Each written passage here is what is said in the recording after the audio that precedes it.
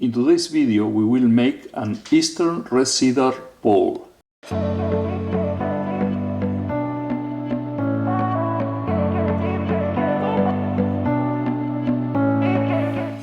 Hi my friends, how are you? I hope everybody's fine. My name is Daniel Villarino. Welcome to my YouTube channel. In the last video we were watching the evolution of several pre-turned bowls and how they were losing humidity, and we saw that several of them develop cracks. And I told you that in today's video probably I will take one of those with cracks and try to do the final turning, filling the cracks with some sort of epoxy or some filling that will stabilize the wood. And I began doing that video, and this is what happened. Let me show you. I was turning the rim and it broke. Basically, while I was doing that, I began to hear an interrupted sound that I didn't like. I stopped it. Unfortunately, I did it because this piece was almost loose completely.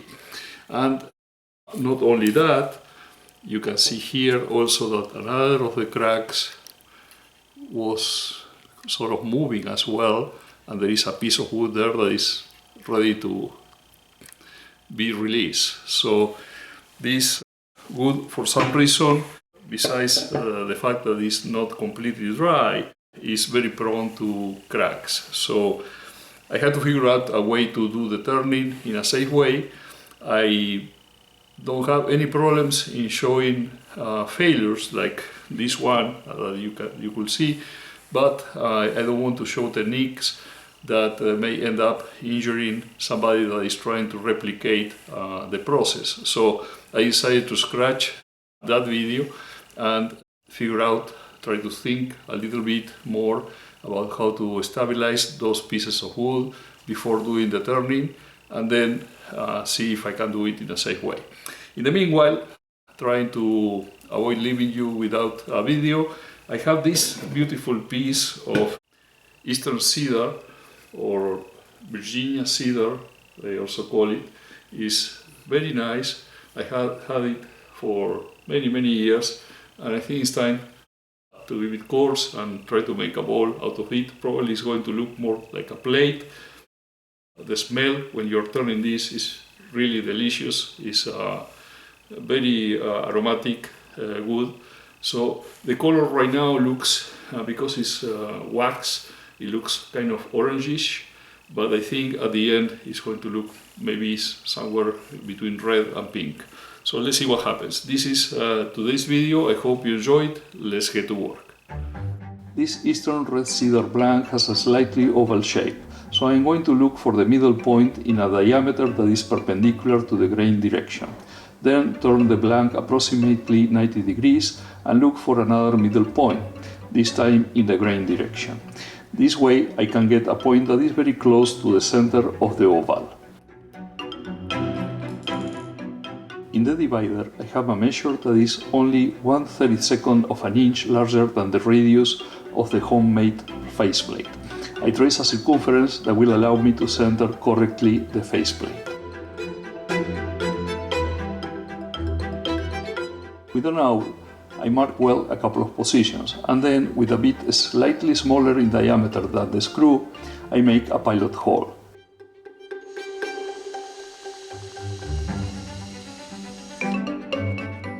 I put in the first screw to fix in place the faceplate position.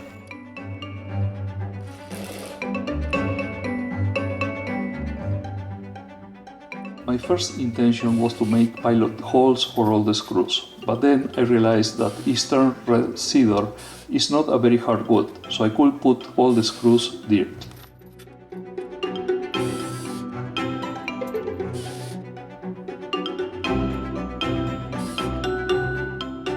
If you are interested in watching how I made this homemade faceplate, I will put the link in the upper right corner of the screen.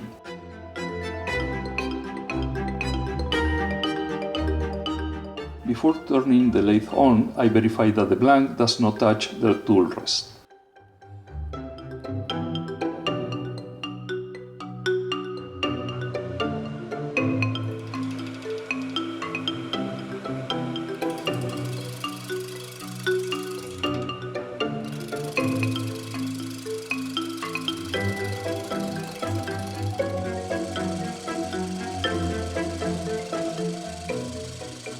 will true up the lateral side of the blank and flatten the front of the piece.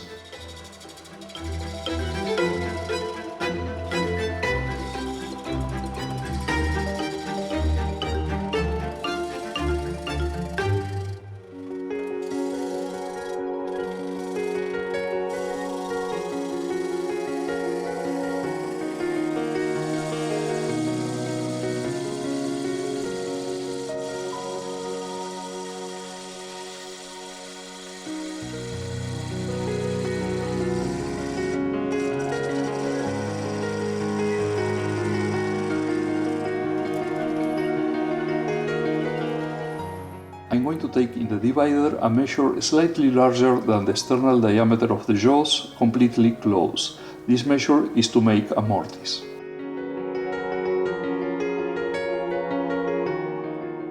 To have an accurate marking, it is very important that the top of the tool rest is located at the rotation center. This is a nice example on how to mark a measure on the blank face using the divider. The left point is the one marking the groove. The right point never has to touch the wood. It is used just as a reference. You can observe that the groove is a bit to the right of the right point, so I need to move the left point a bit towards the right. And the amount I will move is approximately half the difference between the right point position and the mark. Eventually, by trial and error, we should get the right point position and the mark being made by the left point to match.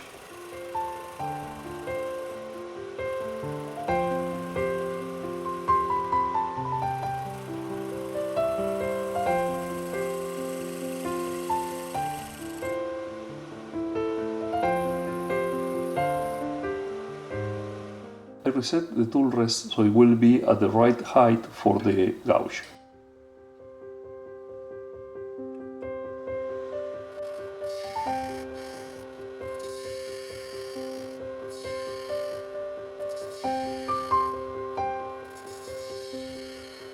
I use the skew chisel to form the lateral wall of the mortise and to make flat the mortise's bottom.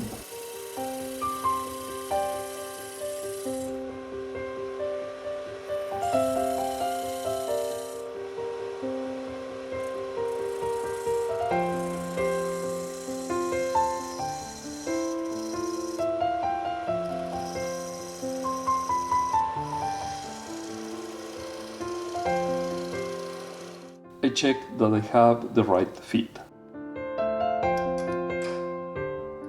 I make a recess of 1.5 inches in diameter to house my logo coin.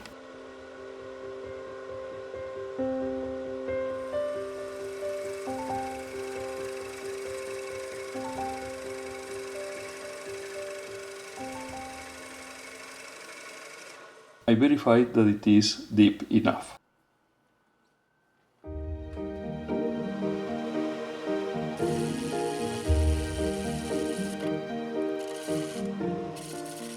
I begin to shape the bowl's base.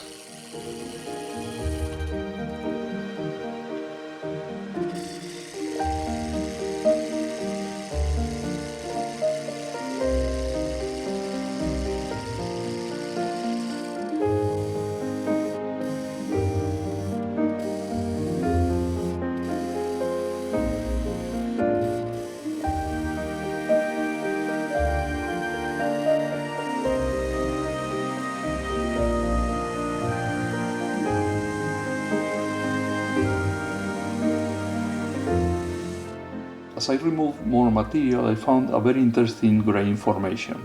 I examined it carefully to make sure the wood is sound and there is no risk of a detachment.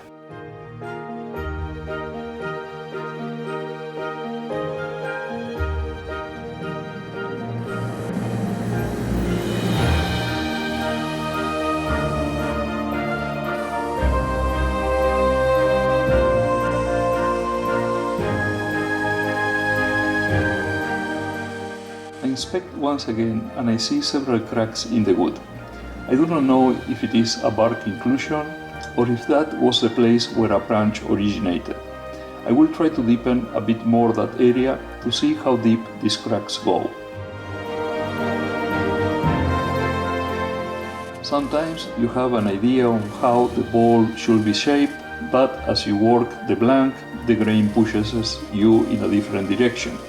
I decided that I will give the wall an ogive shape, that is, a convex shape at the base followed by a concave curve towards the rim.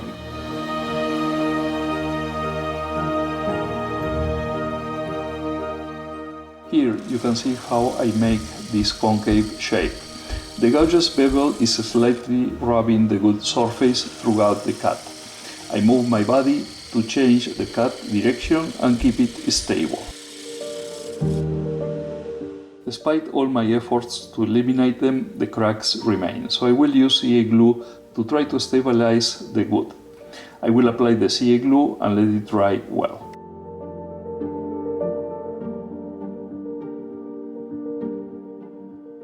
This heavy-duty round scraper works really well in the concave curve of the wall, as appreciated by the nice shavings being produced.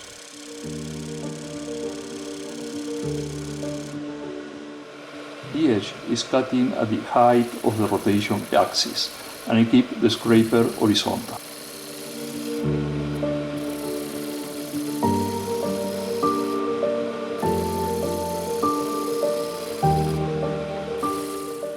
I seized the opportunity to eliminate the sharp edge between the wall and the base.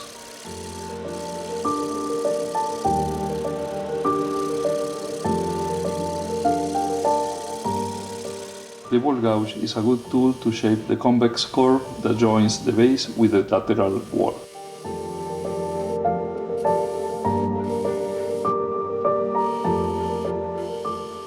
I start the sanding rotating the blank at slow speed and using a 120 grit sandpaper. With this grip I will spend more time to eliminate any imperfection and tool marks. Only after I am satisfied that there are no marks I will move to the next finer sandpaper, in this case the 180 grit. And then I will sand with finer and finer sandpapers like 240, 320, 400 and 600 grits to achieve a very smooth surface. Once the sanding is finished, the next step is to apply homemade abrasive paste. First, I cover well all the surface.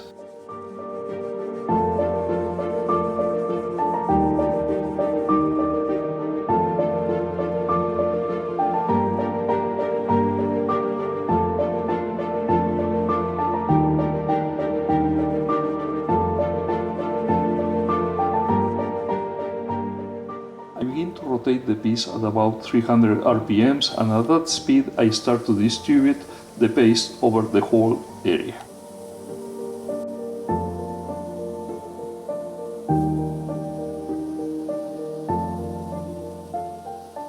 You can see some residue on the paper. This shows that the paste is making its abrasive work. I have increased the speed at about 1000 RPMs and I continue the abrasive process. With a clean paper towel I begin to remove the paste excess on the surface.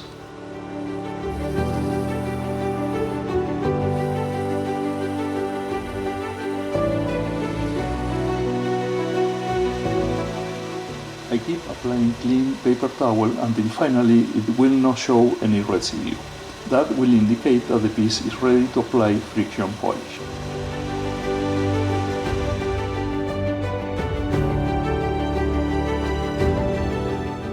For the first coat, I smear well all the surface with the lathe off.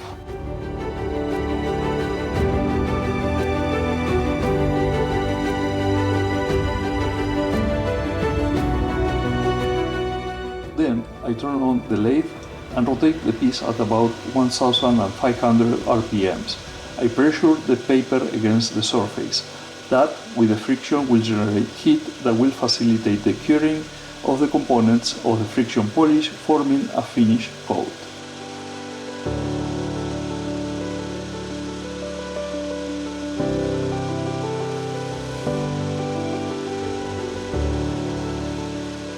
I will will allow about 10 minutes to go by and then apply another coat of friction polish, and this time I can do it while the lathe is rotating. Or I can repeat the previous process, turn the lathe off, finish the polish, turn it on and generate friction. This way I can apply as many coats as I want, and each layer will give more depth to the shining of the piece.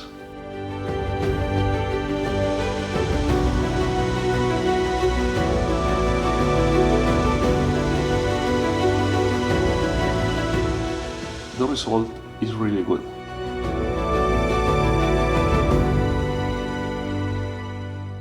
The homemade faceplate held the blank really well. I will take it off the lathe and screw it from the piece.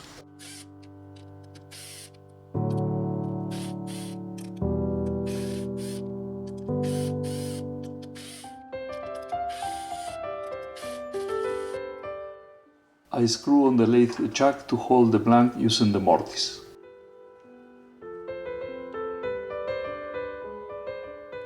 I span the dovetail jaws in the mortise that I had previously made in the bowl's base.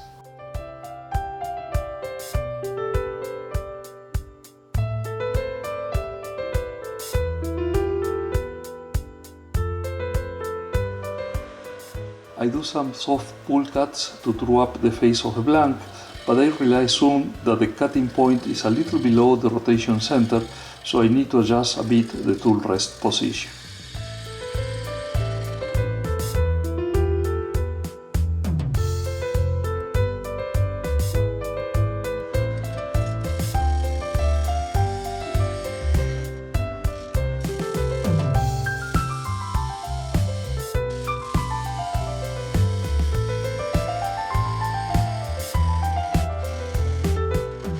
Making push cuts to get deeper and deeper. The wood is kind of dry, so I decided to do cuts that are not too deep. The gouge opening is semi-open at about 45 degrees with respect to the horizontal line, and the bevel is softly rubbing against the wood. In the caliper's opening I have the desired wall thickness, and as I always do, I will measure often to make sure that the thickness is even. Although with dry wood is not as critical as with green wood, that tend to move easily when it dries, working by sectors is always a recommended practice.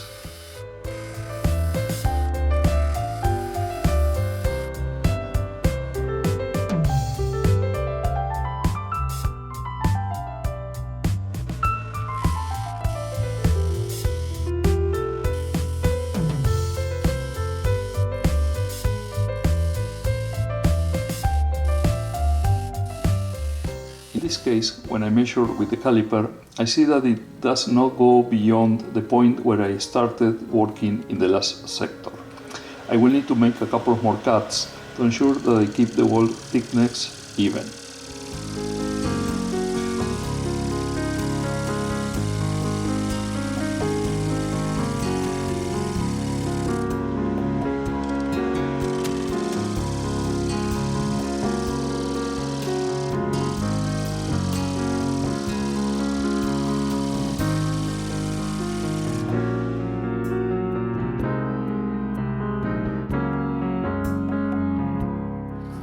If you recall from when I was doing the exterior wall, there was some kind of crack in the wood. The wood is an heterogeneous and capricious material. I am going to slow down the video so you can see what happened.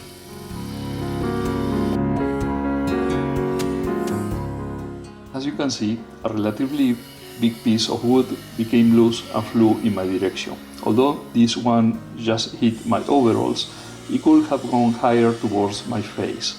For that reason, it is always important to use a protective face shield.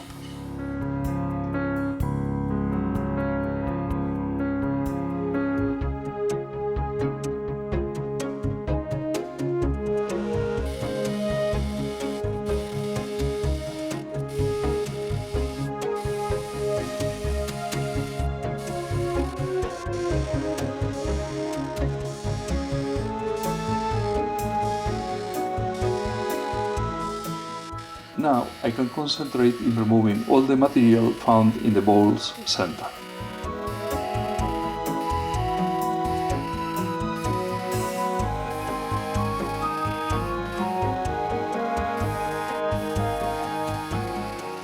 I'm going to make a last pass to improve the curvature. You can see that as I get closer to the center, I decrease the speed with which I move the cutting point of the gouge. This is because as the cutting point gets closer to the center, the linear good speed is slower, so we need to give more time to the cut.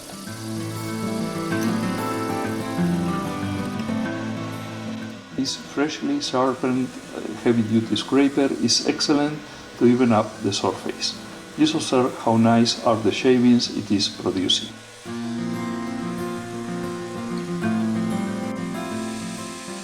The finishing process for the internal side of the bowl follows exactly the same steps of sanding, abrasive paste and friction polish as the external side, so I am just showing small clips of these stages.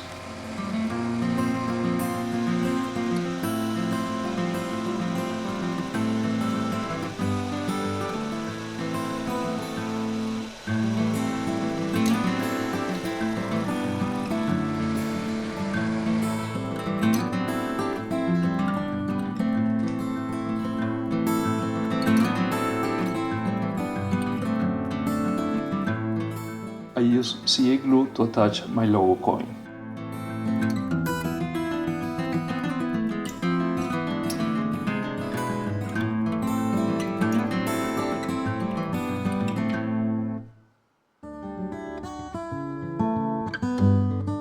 This bowl is a gift for my son's parents-in-law, and I am really satisfied with the wood and the finish.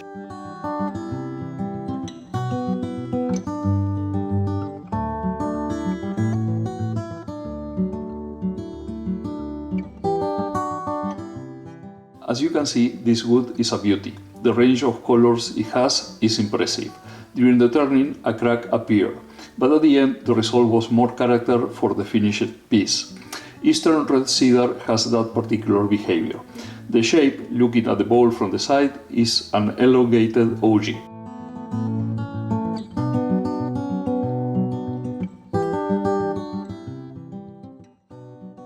Okay, I hope you enjoyed the video. If that's the case, don't forget to click on the like button, share it, and if you haven't subscribed yet to my channel, please do it and activate the notification bell so when I upload a new video you will know it. And it will be until the next one. Cheers!